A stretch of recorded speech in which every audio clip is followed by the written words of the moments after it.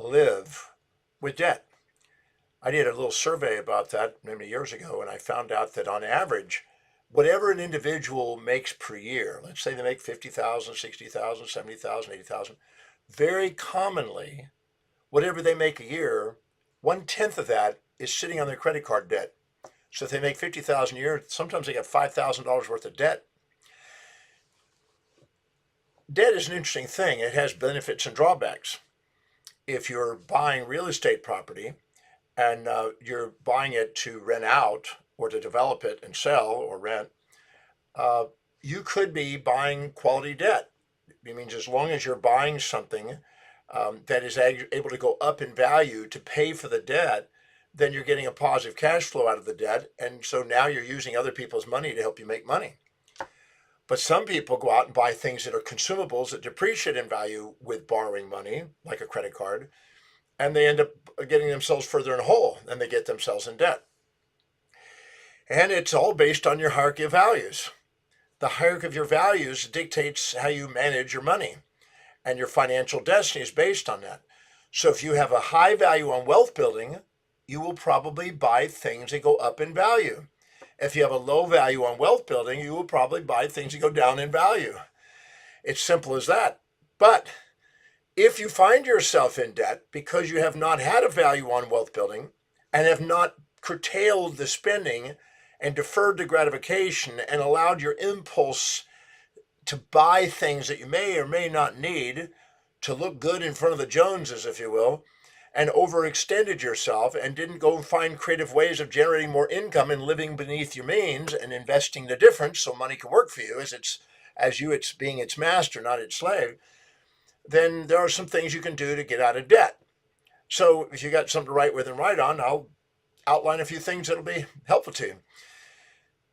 And I think most people have had at least some period of their life where they've had a bit of debt. Very few people go through life without it. And very few people actually become financially independent, less than 1%. So what I'm about to say will be helpful. Now, let's say that you have debt. And I'm just going to pick a number here. You have $250,000 worth of debt because you got a house. And you're now paying $2,000 a month on this debt. What I would recommend to do is to total up the debt, $250,000. And now what I would do is take that $250,000 and break it down into how much is that per year, how much is that per month. So if you're paying off $24,000 a year, $2,000 a month, $500 a week, break it down per week, $100 a day for each working day, $100 a day, or $15 an hour, basically, $12 to $15 an hour. If you break your debt, your total, down into small bites and convert your units of debt into units of service or units of products that you sell, things you do to pay off the debt, and focus on the service or the product selling, your debt will go away. But if you focus on the debt, your products and service sales will go away. If you focus on the problem, the debt, instead of focus on the solution, the service, the other side of the equation tends to enhance. So if you focus on the debt tends to grow. If you focus on the service tends to grow. Wherever you put your intention is tending what to grow. So always chunk your debts down into small bites. Break them down by the inch it's a cinch. And break it down into how much it is per hour, per minute, or whatever. And the smaller the increments you do, the less it seems overwhelming.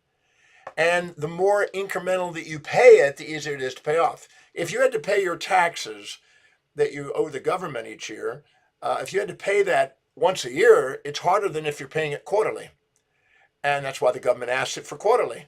If it's even easier if you pay it monthly, even easier if you pay it weekly, or bi-weekly, if you do the smaller the increments, the easier it is. So break it down into smaller increments, convert it into units of service. We call it servicing the debt. Focus on the service and productivity to be what it can to make a difference. And you may find out that that's only $12 to $15 an hour. And having a new house of $250,000 doesn't seem as overwhelming when you're only having to make $12 to $15 out of the hour to pay it off. Now, when you're paying off debt, if you're resenting the debt, it's hard to pay. they found out that people that are divorced and somebody takes the children and the other one's paying child support, if that individual paying child support is resenting the person that they're paying the debt to, they're more likely not to pay the child support. And it's more harder for them to make the money to pay it. They have an unconscious motive not to. The same for you. Whenever you have debt that you've already incurred, it's wise to write down all of the benefits you've received on it so you can be grateful for it. If nothing else, the lessons it taught you about managing money. But write down the benefit, because if you're grateful for what you have the debt for, you're more easily able to pay the debt off. You're not resisting it, because if you resent the debt, it's hard to pay. Nobody wants to pay for something they resent. So be grateful for the debt you've got. Learn the lesson not to continue to get further into debt, and make sure that you, unless it's debt that's going to make you more money. I mean, I know of a friend that's got $1 billion worth of real estate holdings leveraged by the bank. The bank's paying for it, and he's got renters paying for it, and he's making fortunes. So that type of debt is a positive cash flow debt. But I got other people that go out and buy things that go down in value to have luxuries, extend themselves, and now I'm paying off debt at ridiculous prices, and they're burdened by debt. So debt is neutral. It's how you respond to it, how you use it, how you perceive it. So write down all the things you're grateful for so you're more likely to want to pay it off. Chunk it down into small bites by increments. Convert it into units of service and focus on the service, and really focus on serving people to pay off the debt. But know this, when you're buying things, ask yourself this question. Is this going up in value or going down in value? If you buy something goes up in value, you're buying an asset that's going up, that's going to take the money that you put into it, and it's going to grow in value. If you buy stock in a company or an index fund, let's say, that you've got a variety of quality companies, the S&P 500, and you put money into that, a decade from now, you can pretty well be certain, or 20 years from now, you can be certain that that's going to go up in value over time. And so you're putting money into something that goes up in value. You're appreciating. You're making money to appreciate in value, compound interest. But if you buy something that goes down in value, maybe it's a pool in a house, unless it adds to the value of the house, probably not over the cost of it. Buy clothes, it's probably going down, unless the clothes are definitely guaranteeing you it's going to get a better sales. Or cars, unless you for sure that's going to make it more valuable. You want to ask yourself, when I'm buying something, before you impulsively buy and just immediately gratify yourself, take the cost of what you're about to buy and stop and reflect on what would be, if I was to invest that difference and allow that to go forward in time, is this product worth the cost of all the money it could be generating? Not just the money you're doing now. And then factor in how many hours you have to put into work in order to save a portion to be able to buy the things you want. Make sure you look at what the real cost of buying something is to make an informed decision instead of just impulsively buying. Because you go to a mall, there's people with salespeople trying every gimmick they can to get a hold of it. And that may not be something you're really wanting, you're just impulsively buying. If you do, you're going to get into unnecessary debt. And if you do it on credit cards, which is probably the most foolish thing you're going to do, unless you pay that credit card every single month on time, you're paying ridiculous amounts of money and interest rates. So you might want to cut up the credit card. If you can't pay it off on time and you're paying ridiculous amounts of it and you're only paying the minimum amount, which is compounding further debt, which the banks make the fortune off you and you end up in burden, cut the credit card up and stop the credit card, and don't put yourself in a situation and buy things in cash. You'll be way more selective in what you're purchasing, and you won't likely get into debt because now you're paying for it. See, the longer you take between the pleasure of buying and the pain of paying, the less you're aware that there are cause and effects. So in other words, if somebody gives you a credit card and you buy something and 30 days later you now pay it, you're not associating the pain with that pleasure. But if you bring them together and you pay cash for it and you associate the pain of getting it out of your pocket, the cash, for that pleasure, you're more cautious, more reasonable, more objective in your purchase and less impulsive. And you'll probably live more within your means. Therefore, anytime you shrink the time and space between what you pay, when you buy something and what you pay, the higher the probability of an objective decision and the less likely to get it further in debt. You'll be more cautious about it, what you're buying, and think about it beforehand.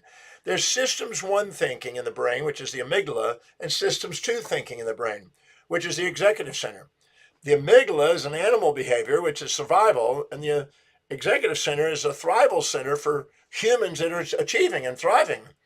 So if you're letting the impulse run your life instead of the executive function run your life, you're not likely to get wealthy. There's not a lot of wealthy animals, but there's a lot of wealthy humans that have reason and have objectivity and have strategies and use their executive function.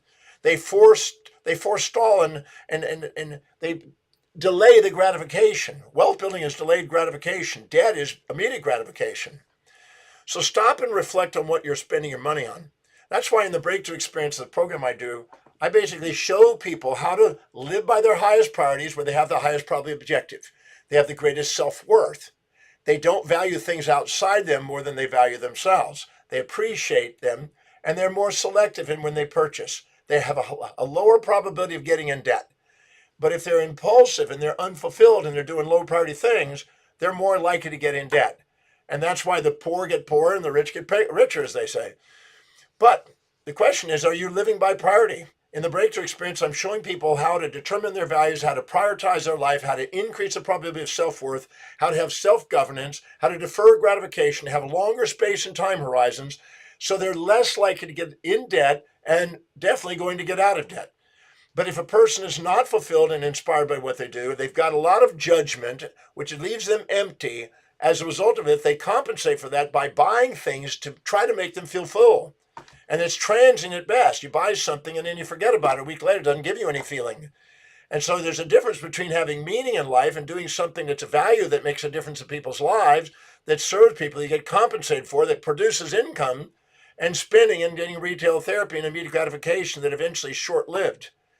And that this is the Stoics have known this forever. The consequences of immediate gratification cost you financially, but long-term vision pays. So stop and reflect and ask yourself, is this really priority? When I go shop, if I shop, you rarely are going to find a salesperson getting me to buy something. I go in there with one clear intention. I know what I'm wanting. If I find it there, I'll buy it. If I don't buy it. I walk away. So prioritize what you're spending your money on. Prioritize what you're going to buy.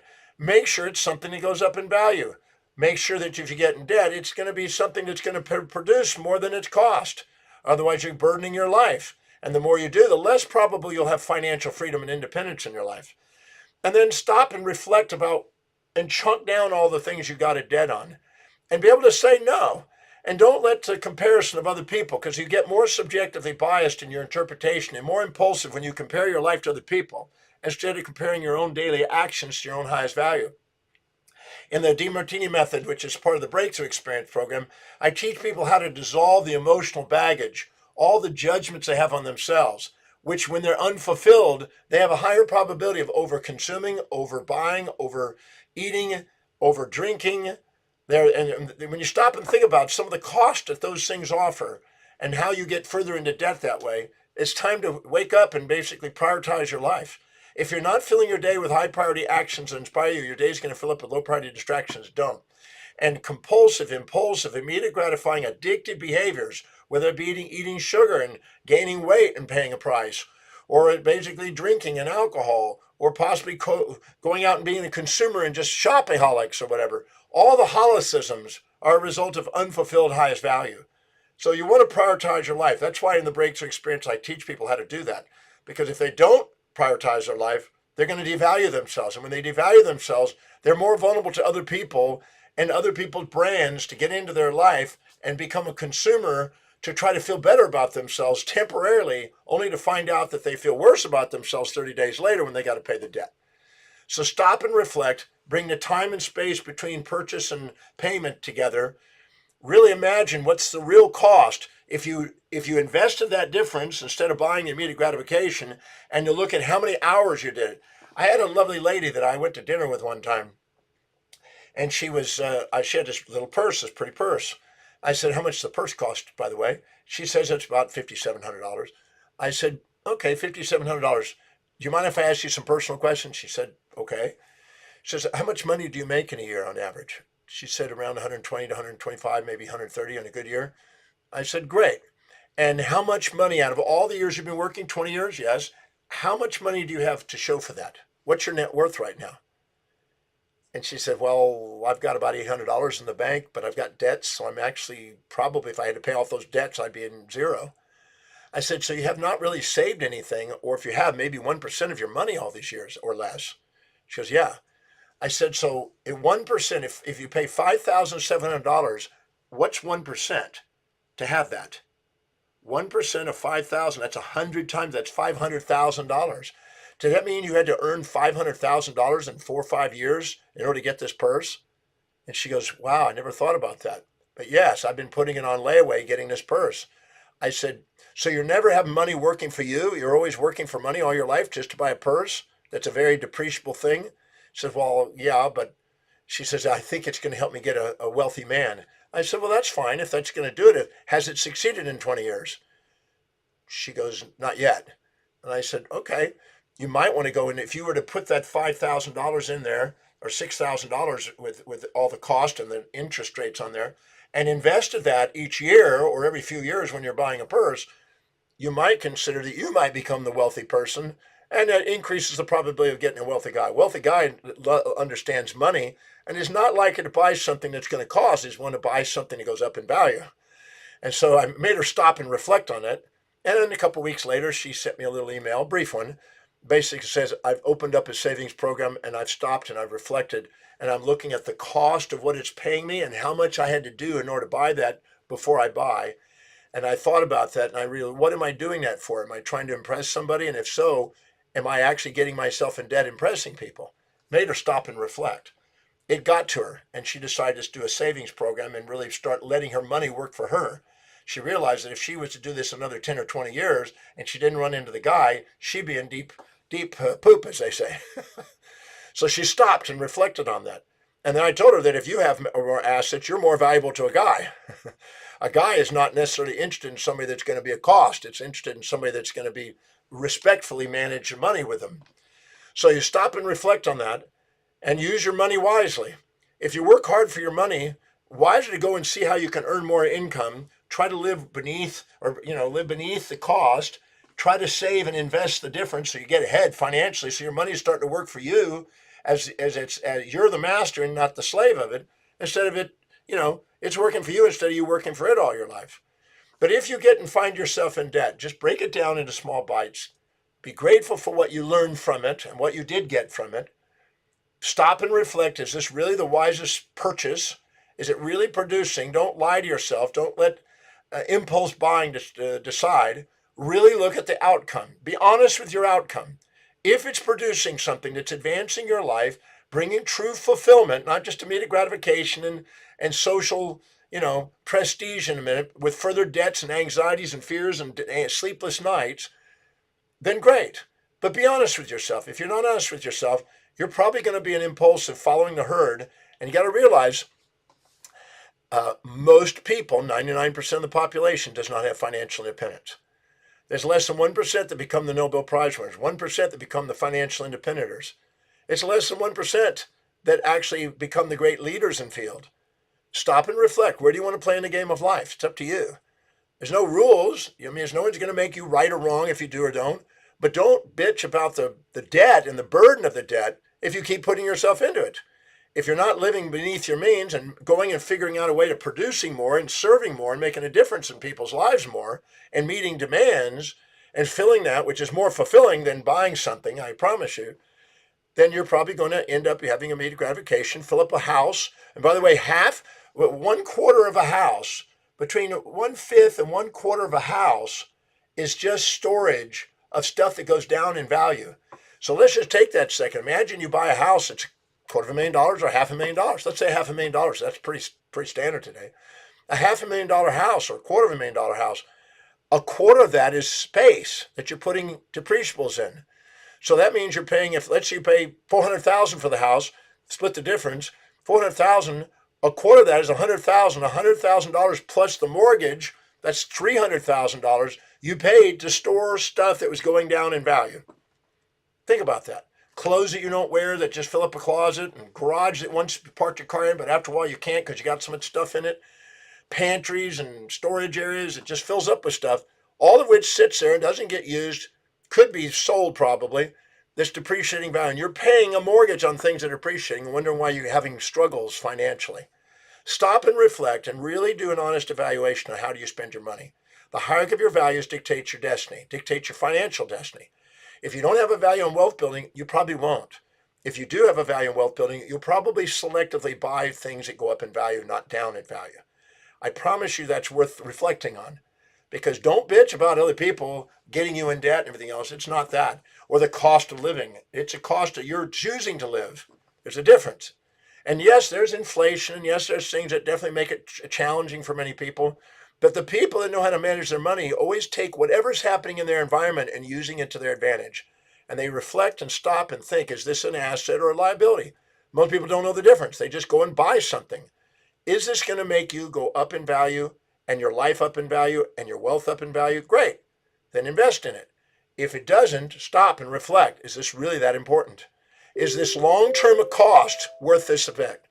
So I just want to take a few moments with you today and just talk about how to get out of debt and how to not get in debt. Both of them are useful, I think, and just make you stop and reflect and think about that today, because, it's your life.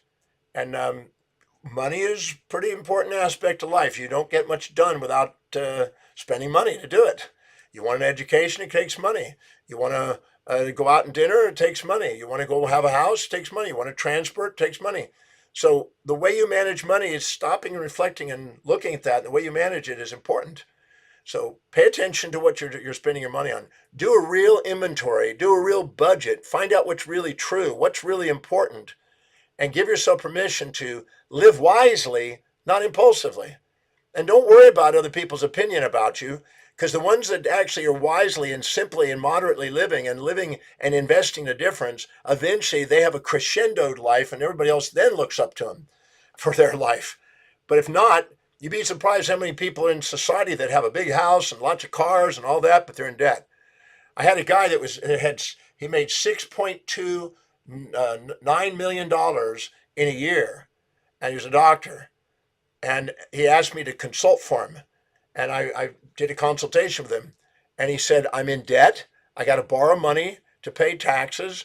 And, I'm strapped. And I said, you've got $6.29 million and you can't afford it? And he says, yeah, I've got this big house. I got this boat. I got this. I got that. I got this. I got parties. I got art. I got this. I said, you have a value not on wealth building. You have a value on spending money on consumables that go down in value. So he's in debt. But what was interesting is he had a lady that was working in his office that was only making $24,000 a year as a little assistant.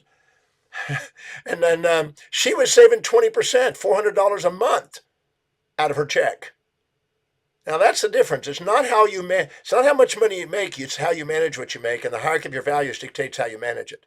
So stop and reflect, and don't let the outside world influence you. Let a wise decision about how you're managing money run your life.